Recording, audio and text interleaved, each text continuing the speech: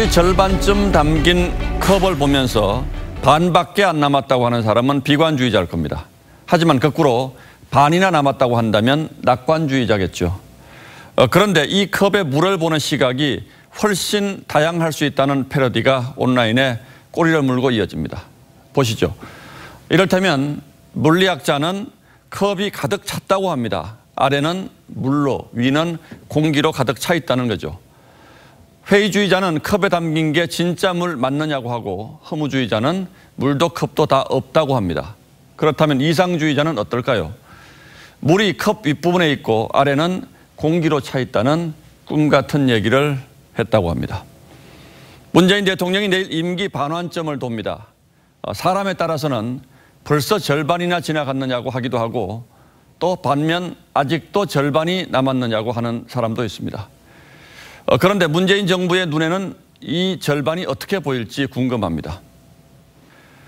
정부가 자사고, 외고, 국제고를 모두 없애겠다고 했습니다. 내년에 사회적 합의를 거쳐 결정하겠다던 방침을 하루아침에 뒤집은 겁니다.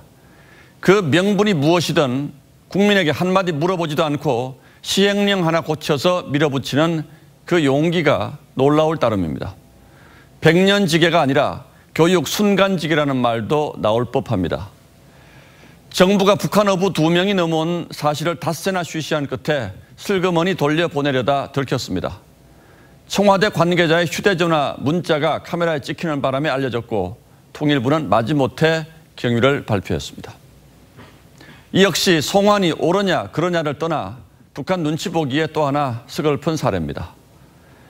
북한의 미사일 발사 능력이 있느니 없느니 청와대와 국방부, 국정원이 이리저리 부딪히고 우왕좌왕하는 풍경도 슬프긴 마찬가지입니다. 미국은 방위비 인상과 지소미아 파기 철회를 압박하고 대통령이 아베 총리에게 손을 내밀어 환담했다는데도 일본의 반응은 여전히 싸늘합니다. 그런가 하면 집권당의 싱크탱크에서는 모병제 검토가 필요하다는 보고서도 나왔습니다.